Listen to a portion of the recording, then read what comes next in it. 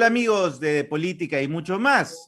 Hoy, martes 22 de junio del 2021, el Jurado Nacional de Elecciones continúa la revisión de actas para ver si en los próximos días todavía está en los tiempos normales que en las últimas dos elecciones presidenciales ha dado resultados. La última elección la dio el 29 de junio, o sea que todavía le quedan algunos días como para definir quién será el presidente o la presidenta del país. Entonces está en esa revisión y a paso acelerado, por lo que sabemos, continúa haciendo la revisión de actas que le permitirá definir quién será el futuro mandatario o mandataria del país.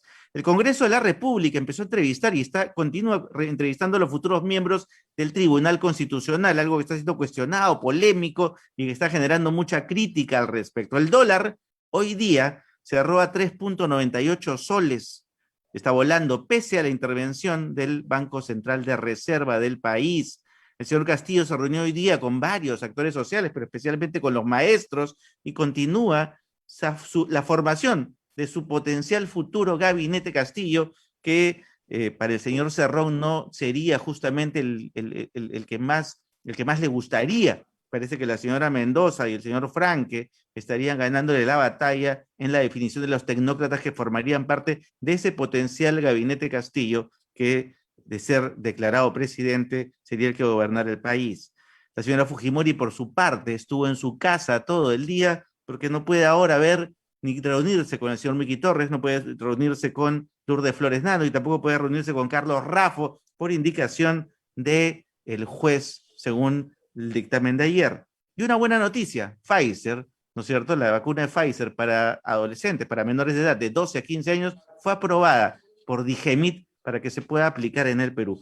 Hoy tenemos a Ángela Flores, directora ejecutiva de ALAFARP, la Asociación de Laboratorios Farmacéuticos del Perú, pero además economista y además experta en salud pública. La tendremos, pero antes de entrar con Ángela, vamos a entrar con la voz autorizada del señor Lucho Trizano, que nos va a hablar de lo que a todos nos gusta, el fútbol y la Copa América, porque mañana, señores, enfrentamos un partido así decisivo para ver si pasamos a la segunda ronda.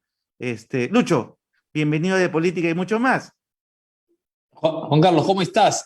Claro, ansioso, esperando el partido del día de mañana, esperando que sea un resultado tan positivo como el partido pasado, donde hubo orden en la selección nacional. Probablemente no se destacó como muchos hubiésemos querido el rendimiento de la selección, pero hubo individualidades que sí nos sorprendieron. Lo de Cueva, por ejemplo, fue muy importante en la selección. Lo de Callens en la zona posterior fue valioso. Lo de López como lateral izquierdo, que es una confirmación de Ricardo Gareca y un apunte de Gareca importante aportando a la selección, porque todos teníamos, por ejemplo, como insustituible en ese sector del campo a Trauco. Sin embargo, le ha dado una alternativa importante. Lo de Callens también es otra variante que hay que considerar dentro de la selección y que van a estar presentes en el partido ante los ecuatorianos, porque Ricardo Gareca repite la misma alineación.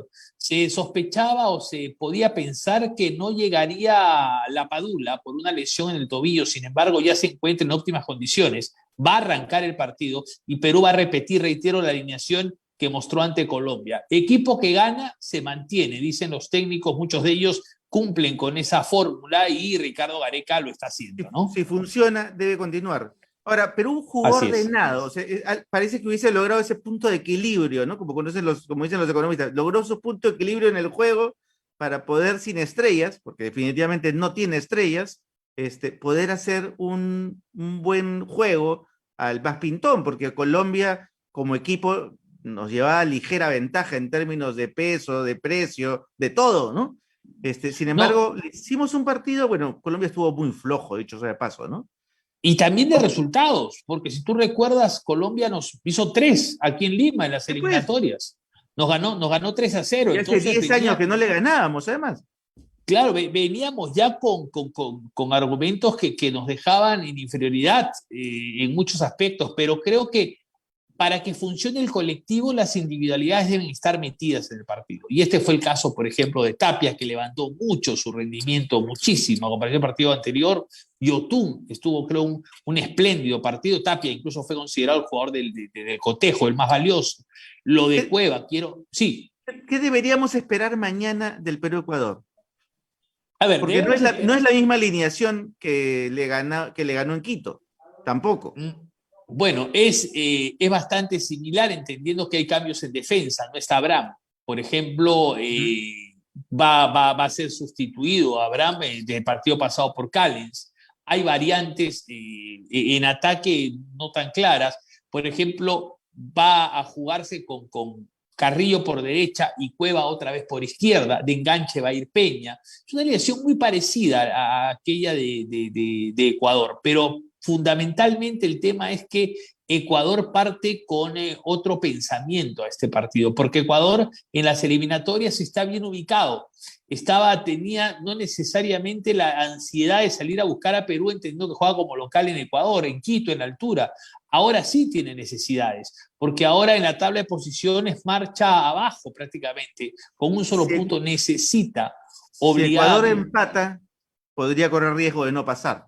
pero completamente. Entonces Ecuador va a llenarse de ansiedad. Perú está con 3 puntos, no está cómodo, pero está tranquilo en la tabla, ¿no? Ha ganado en 2 partidos, ha perdido con Brasil, con lo cual no es una sorpresa. Creo que todos pierden con Brasil. En esta parte del mundo Brasil está 2 escalones arriba del resto. Pero sí, ya cuando pasa Brasil de ser el rival, o sea, ya queda en el camino y te venció, la rivalidad está con nosotros. O sea, la competencia directa para clasificar está con el resto. Y por eso Ecuador está necesitado de ganar. Porque no hay que descuidar a Venezuela. Venezuela ha tenido muchos jugadores con COVID, han quedado en el camino, pero Es tiene la un arquero sorpresa de la Copa América. tiene un arquero que es extraordinario. Si hoy tuviera que adelantarme y decir quién es el mejor arquero de la Copa América, me quedo con Fariñez de Venezuela. O sea, a ese nivel. Entonces, es un equipo que no lo puedes despreciar ni mirar tampoco por encima del hombro, todo lo contrario. Hoy Venezuela es una selección respetable, incluso con ausencias. Y se viene obviamente también mañana el Perú-Ecuador sería a las 4 de la tarde y el Brasil-Colombia a las 7 de la noche. Y el Brasil-Colombia, lo más probable es que si Brasil sale a querer jugar normal, va a ganar. Y si no, Sí, claro. Brasil y Colombia estarían destinados normalmente a pasar esa segunda ronda. ¿No es cierto? Sí, Brasil va a salir a ganar, porque Brasil está organizando Está su en Copa casa además, ¿no? América para ganarla y para ganar todos los partidos. Brasil se juega más que un partido, se juega una imagen como país, políticamente hablando, como gobierno, que ellos fueron capaces de organizar una Copa América sin ningún inconveniente y además y el equipo quiere entregarle una alegría grande a un pueblo golpeado como el brasileño. Así que no creo que Brasil vaya a salir a especular. Brasil va a salir cada partido de esta Copa América con la misma intensidad y las mismas ganas de golear al rival que fuere, porque además Brasil tiene la ventaja de que si uno se te lesiona o a uno les puede dar COVID o es expulsado, tienes a otro que va a jugar tan bien como el que salió. Esa es una ventaja que otras selecciones no tienen capacidad de reemplazo como las tiene Tite en Brasil, ¿no? Excelente. Te comprometo el jueves para que nos volvamos a encontrar 5 minutitos a las 7 de la noche y podamos hablar del otro grupo, además, porque el jueves juega Bolivia-Uruguay a las 4 ya van a haber jugado, y Chile-Paraguay van a estar jugando a esa hora, justamente para ver ese otro grupo en donde Argentina está liderando ya con 7 puntos, Chile con 5, ya estarían en esa segunda etapa, pero Así Paraguay, es. Uruguay y Bolivia tienen que definir ese pase a la segunda parte, a la segunda ronda, ¿no? Así es, así es. Ya en ese grupo Argentina y Chile caminan tranquilos, sobre todo los argentinos. Del resto, Uruguay es una sorpresa, pero hacia abajo, ¿no? Uno esperaba, porque Uruguay ha llegado potenciado, no es que Uruguay haya dejado jugadores en el camino, ha Pues, llevado lo mejor que tiene y le está costando en la Copa América poder sacar resultados buenos, ¿no? Lucho, gracias por este apunte y nada, nos vemos el jueves a las 7. De todas maneras, el jueves a Esperemos que las 7. celebrando otro triunfo de Perú. De acuerdo, de acuerdo. Yo también coincido que puede ser un resultado positivo. Tengo el pálpito, a pesar de que de acá para cerrar, Perú ha tenido una irregularidad muy marcada, o una regularidad, no sé cómo llamarlo, porque Perú ha ganado un partido, perdido un partido, ganado un partido, perdido un partido. Así andamos, o sea, ganamos uno y perdemos el otro. Esa es la situación de Perú en los últimos 4 partidos. Esperemos que ahora se rompa, porque nos tocaría perder contra Ecuador. Esperemos que esa racha se Ojalá, termine ahí. ojalá no nos sale y no tengas la boca salada. No, Ojalá, ojalá. no será así. Gracias, Así es. Luchito. Nos vemos el Dale, jueves Juan a las 7. Carlos. Un abrazo, Amigos nos de, vemos entonces. amigos de Política y mucho más, de Política y mucho más, un comercial y regresamos con Ángela Flores para hablar de la reforma de la salud y esos puntos claves que necesitamos cambiar para poder darle seguridad y calidad sanitaria a todos los peruanos. Regresamos.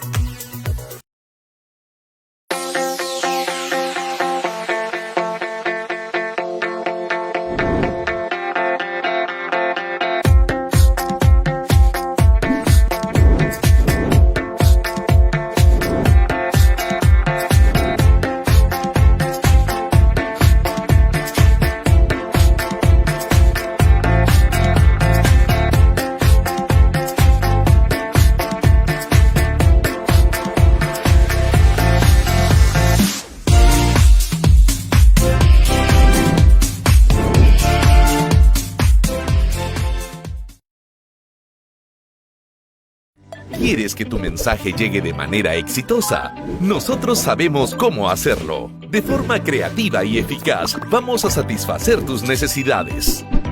Lo que para muchos es un reto, nosotros lo convertimos en un gran resultado. Ya lo verás.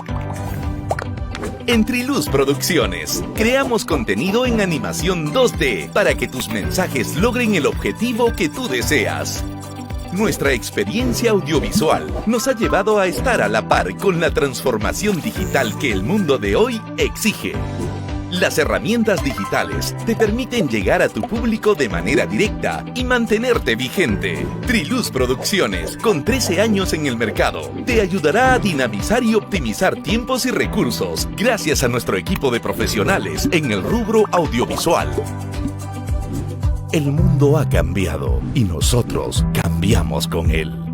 Contáctanos al correo produccion@triluz.com.pe o a nuestro WhatsApp 997-902-417.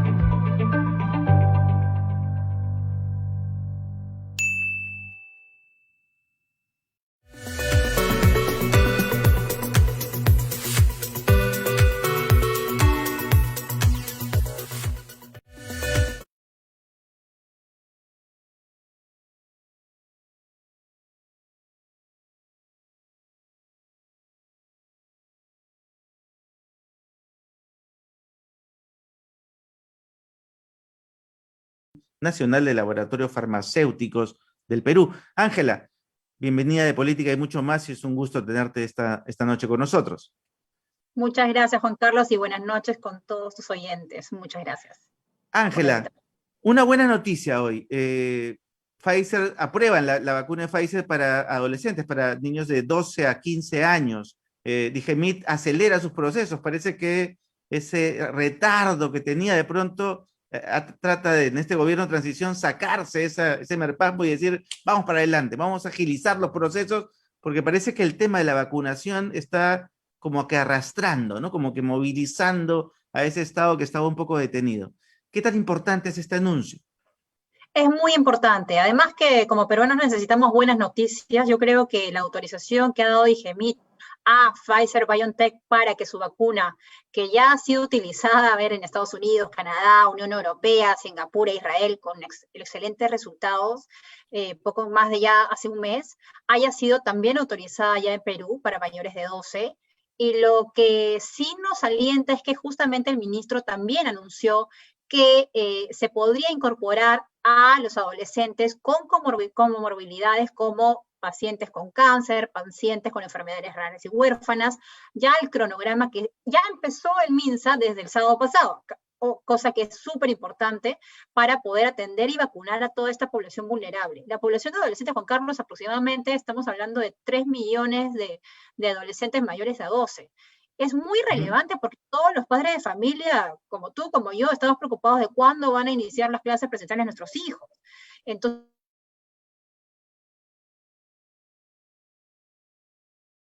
por el gobierno y que está avanzando, han retomado esfuerzos, ha habido una transferencia importante del Ministerio de Economía también al Ministerio de Salud para poder contratar a más brigadas de vacunación y expandir nuevos centros de vacunación, lo cual saludamos, y esto tiene que continuar. Esto Pero tiene que entiendo, trascender el 28 de julio. pero entiendo además que con un trabajo mucho más coordinado con el sector privado, es verdad. Es decir, están trabajando en mesas de trabajo coordinadas con ustedes, por ejemplo, con otros gremios. Es decir, hay, por lo menos en este gobierno de transición, un mejor trabajo, una reunión. No hay miedo de sentarse con los privados en este caso. A ver, desde el inicio de la pandemia, nosotros como gremio solicitamos la mesa de trabajo. De hecho, implementamos también opciones de innovadoras como complementar la parte de telemedicina para que la atención COVID y la plataforma 113 no colapse. Siempre hemos tratado de empujar los esfuerzos públicos privados en mesas de trabajo transparentes y creo que esto es parte de la solución, más allá de todas las volatilidades y cambios de funcionarios que hemos tenido que vivir. Es importante que la continuidad exista. Ahora estamos en mesas de trabajo, por ejemplo, viendo cómo la logística, una vez que ya lleguen las vacunas, ya están llegando, y estamos en ese tema, cómo van a hacer el transporte logístico también para las zonas difíciles, como la Amazonía. Entonces, ahí se establecen complementariedades donde el privado cumple un rol complementario para ayudar al gobierno a, bajo su liderazgo, a tener impacto en comunicación, en logística, en capacitación en las brigadas, a ver, telecapacitación también, temas donde claramente como ciudadanos queremos a colaborar y es nuestra responsabilidad colaborar también como sector privado. Entonces sí, efectivamente las mesas de trabajo funcionan y esperemos continúen y también atendiendo no solamente la parte de vacunación COVID, sino la parte no COVID. Muchas enfermedades prevenibles no han llegado a su meta del 100% del cronograma de vacunación regular, donde el Perú era altamente Líder, reconocido a ¿no? nivel Latinoamérica. Tenemos fiebre amarilla, tenemos sarampión, a niveles solamente del 50-52%, donde deberíamos ya estar con un mapa mayor para poder asegurar que a diciembre lleguemos al 100 y evitar justamente rebrotes, como el año pasado hubo un rebrote de difteria. Tenemos que también ser conscientes y ya debemos estar preparados con toda esta experiencia de capacitación dada a la pandemia de vacunación en complementar la parte de vacunación no COVID con financiamiento adecuado, con capacitación y con el soporte del sector privado también. Algo que hemos venido insistiendo nosotros desde aquí esta tribuna y desde política especialmente es que ya es tiempo de salir del modo COVID, del cual estamos medio secuestrados, medio atrapados, ¿no? Este autosecuestro en nuestras casas y no afrontar lo que ya sabemos que va a pasar, y es que el virus vino a quedarse. Y lo que tenemos que desarrollar son nuevas formas de conducta en donde con los cuidados del caso volvamos a retomar nuestras vidas con esas nuevas formas o esas nuevas hábitos, digamos, ¿no es cierto?, que nos permitan trabajar, que nos permitan estudiar, que nos permitan tener vida social, que nos permitan volver a ser justamente convivencia, digamos. Y esto significa obviamente que va de la mano con todo un proceso de vacunación que en este caso sí, estamos retomando aceleradamente, pero que no solamente es el mundo COVID, como tú acabas de decir, es el mundo no COVID también. Son todas las demás vacunas que, como tú dices, se han venido atrasando. Son también los temas de enfermedades raras, el cáncer, digamos, de todo un tema que se ha venido afectado porque nos pusimos en modo COVID y de pronto nos olvidamos que el resto de la salud pública también existía. Nos olvidamos, pero mal. Exacto. Y creo que, a ver, los resultados de alguna manera los hemos logrado aproximar. El año pasado hicimos como gremio un estudio de apoyo donde teníamos y nos quedábamos cortos, según los especialistas del INEM, de salud, de tener cifras de exceso de muertes a diciembre por encima de las cifras normales de decesos de pacientes oncológicos o con enfermedades huérfanas, enfermedades complejas en general, de más de 11.000 muertos adicionales, 11.000 fallecimientos adicionales simplemente por causas de ausencia de interrupción de tratamiento, o no fueron a su cita, o ya no habían citas. O sea, el impacto de el cierre de la cuarentena ha imposibilitado que personas de provincia puedan recibir su tratamiento en el establecimiento de salud, y muchos de ellos sabemos que tienen que viajar a Lima para recibir su tratamiento contra el cáncer. O sea, el tema de urgencia de reforma de descentralización es necesaria y creemos indispensable generar ya las herramientas normativas, tecnológicas como la telemedicina, no solamente para hacer diagnósticos oportunos, sino también llevar financiamiento, integrar la parte del delivery de los medicamentos, las autorizaciones para los establecimientos de salud tipo 1, tipo 2, los centros especializados, para que al final, con toda esta madeja de tuberías de burocráticas, el paciente encuentre su medicamento donde el sitio más cercano donde él se tiene que atender. Y eso es lo que en realidad queremos y creemos necesario que se tiene que seguir y continuar trabajando para evitar decesos de muertes por efectos pandémicos post-COVID. La normalidad obviamente va a llegar cuando tengamos una inmunidad de rebaño, más del 70% de personas vacunadas a nivel país, y donde muchos países ya hemos visto ciudades, Australia, Italia, Israel, ya muchos de ellos están generando en algunos espacios la normalidad, porque además de la vacuna hay un testeo permanente. El testing, no lo olvidemos, tiene que ser permanente en las escuelas. En muchos países desarrollados tienes a la población vacunada, maestros, niños mayores de 12, pero también al costado tienen el testeo ahí, afuera de la escuela. Pruebas moleculares permanentes y pruebas constantes. moleculares en las escuelas. Entonces, cualquier riesgo de síntoma, va al niño, lo refiere, testing automático y hacen su circuito de emergencia. Entonces, ya es una ciudadanía preparada. Y creemos que eso va a llegar, obviamente, a nuestro país, y ya lo estamos viviendo, pero siempre contemplando a la población vulnerable. Saludamos que se haya discutido mucho a nivel de los planes de gobierno el financiamiento en salud. Claramente es un tema que debemos de seguir construyendo. Salud es el sector donde solamente el 5% del PBI se va a salud, mientras países de Latinoamérica ya están por encima del 8%, como un país OECD. Y la decisión de poder incrementar el financiamiento de salud es fundamental, pero más allá de solamente transferir más plata, es muy importante tener indicadores sanitarios de cómo se ejecuta esa plata, cómo se ejecuta ese presupuesto público con indicadores sanitarios, con calidad, seguridad y eficacia de los insumos que compra el Estado. Y obviamente pues hay toda una batería de normas o normativas que podrían mejorar en el ámbito de compras públicas. Eso es un tema clave, porque lo que estás tocando es un tema clave. De hecho, traer tecnología sanitaria de última generación al país es algo que no sabemos hacer todavía como Estado. Es decir, nuestra normativa en las compras estatales no nos permite, por ejemplo, comprar en bien futuro. De hecho, eso es una de las dificultades enormes que tuvimos al inicio para comprar la vacuna COVID. Porque como era una vacuna que aún no existía, claro, al superar, pero podemos ya adquirir nuevas formas, en las formas de comprar, digamos, que nos permitan por ejemplo, compartir riesgos con privados, o por ejemplo, crear fondos que estén destinados, por ejemplo, del impuesto selectivo al consumo, que hoy día se le cobra al tabaco, al alcohol, a todas las drogas formales, digamos, ¿no? Autorizadas. Esos impuestos, el impuesto selectivo al consumo, no debería ser parte de un fondo destinado directamente a salud para tratar justamente enfermedades raras, huérfanas, cáncer, o sea, directamente a pagar justamente lo que pueden causar justamente de daño a largo plazo. No debieran ser mecanismos que deberíamos ya estar incorporando en nuestra normativa, en nuestros usos, en nuestra redistribución, digamos, de financiamiento, e incluso de formas de comprar innovación, de comprar lo último en generación, y no estar atrasados 10, 15 años comprando medicamentos obsoletos porque son más baratos simplemente. O sea,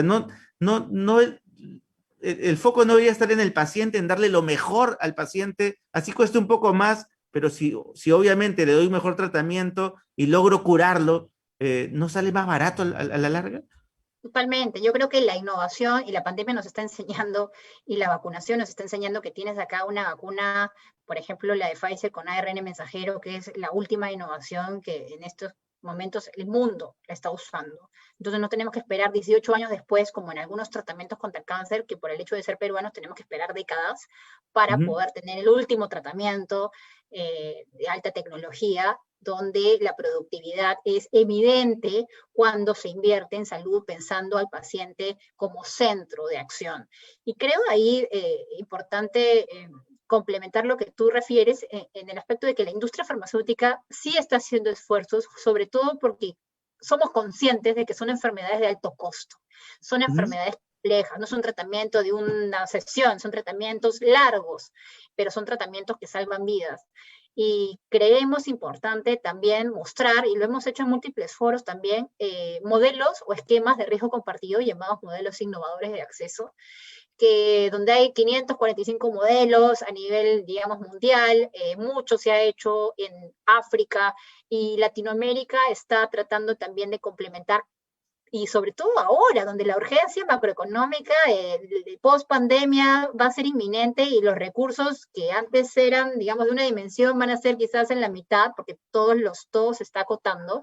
¿Y de dónde vamos a sacar financiamiento para poder atender las urgencias que tenemos en atención primaria, pero también en control de enfermedades y población vulnerable? Y creo importante ahí considerar los marcos jurídicos ya que tiene el Perú para poder iniciar pilotos, para poder consolidar modelos de riesgo compartido, donde, por ejemplo, existen varios modelos. Uno de ellos es monto anual máximo por paciente. Así como ustedes tienen, o muchos tienen, no tienen Netflix, donde hay una tarifa plana, o en Movistar una tarifa plana, claro, etcétera, no voy a hacer ningún branding, pero hay una tarifa plana, ¿verdad? Existen modelos donde hay una tarifa plana que el Estado le dice al laboratorio: tenemos una tarifa plana por este número de pacientes, vas a pagar este monto anual. Son contratos que no duran 6 meses, pues duran 1 año, 2 años, 3 años, pero tú tienes una estimación, tú como proveedor tienes una estimación de predictibilidad de cuánto te va a pedir Perú, ¿no? Versus lo que sucede ahora, que a veces no se sabe. A veces la estimación de la importación por un vial o 2 viales, tienes que hacer una importación larguísima, costosísima, y si tenemos un poquito más de predictibilidad por parte del Estado, que compra 80% de las unidades de medicamentos en el país, pues sería mucho más fácil y mucho más predecible y obviamente mucho más transparente, ¿no? Y ese esfuerzo de la industria existe también otros esfuerzos importantísimos donde hay más estructuras, donde existe la historia clínica electrónica y puedes hacer seguimiento. Si ese fármaco innovador le hizo mover el brazo a un paciente con una enfermedad de reumatoide, por ejemplo, y si no cumple ese hito que está previo contrato establecido, el Estado no paga. Y eso significa un claro riesgo compartido, ¿no? Donde la industria muestra y garantiza la evidencia de la efectividad de su molécula, de su tratamiento. Bueno, esto ya existe, Juan Carlos, no es ciencia ficción, ya existe en Uruguay, hay modelos también realizándose en Brasil, y queremos y creo que es necesario, urgente, y hay consenso técnico con el MINSA para que esto exista, el MINSA de ahora, y espero que el nuevo, digamos, MINSA, que siga y continúe, pueda también ejercer los marcos jurídicos correspondientes para que esto exista, para beneficio de ese gran aseguramiento universal de que todo el mundo habla. Todos tenemos derecho al aseguramiento universal, pero ¿qué calidad de prestación vamos a recibir los peruanos? Tenemos que recibir lo mejor en términos tecnológicos, y sobre todo lo que sea más seguro y eficaz para el ciudadano peruano, ¿no? Claro, no se trata de ampliar la cobertura al 100% dándole lo peor que hay en el mercado, sino dándole lo mejor que hay en el mercado. Ese es el objetivo. Y utilizando bien los recursos, ¿no? No toda la población peruana no tiene cáncer, o sea, hay presupuestos focalizados, ¿no? Claro está, y tienen que ser intangibles, quizás, no necesariamente tendrían que ser devueltos al Tesoro Público cada año, podrían generarse un FISAL, que ya existe, mucho mejor refinanciado, con más gobierno corporativo, con fondos intangibles, donde quizás podría ser en el largo plazo una banca de segundo piso, donde inclusive los privados puedan pagar un copago y poder recibir de vuelta por parte del Estado, como existe en España, tanto que nos comparan en España, y bueno, un ciudadano español puede tener cobertura mayor por ese tipo de sistema, donde es un Estado que sí te cubre este tipo de patologías que son costosas. Y eso es lo que va a tener impacto directo en la reducción del gasto de bolsillo para la gente. Hoy por hoy, si no tienes un seguro público o privado, lamentablemente no puedes tratarte con este tipo de enfermedades. Evitar que la gente termine gastando de su plata, de su salario, yendo a la farmacia a comprar un medicamento que en realidad debió recibir a través de su seguro social, o de su SIS, o de su seguro privado incluso. Así es. De eso se trata. ¿Ustedes han pensado como gremio propuestas concretas para este nuevo gobierno, para esta reforma de salud que se tiene que venir? Porque de hecho hay un consenso, y eso entre todos los partidos que han postulado a la presidencia y entre los dos que han quedado en la final, pero hay un consenso en que la salud es una reforma digamos, cae madura, que hay que hacerla, ¿no?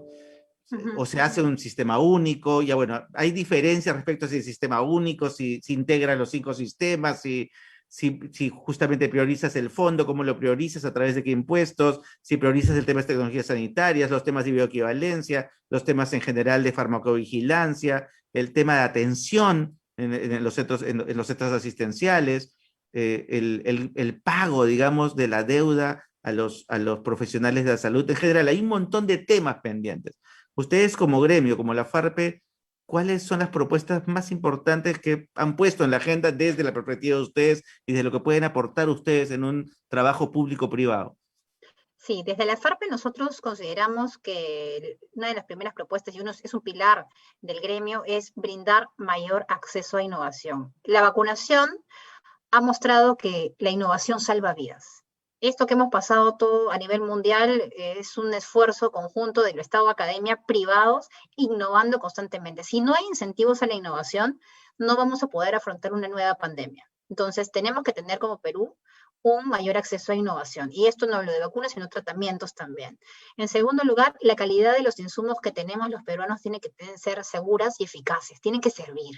O sea, la plata que el Estado usa para comprar los insumos tienen que asegurarse que tenga todas las garantías adecuadas para que eso haga efecto en la población que cubre, sobre todo MINSA que cubre el 50% de la población más pobre.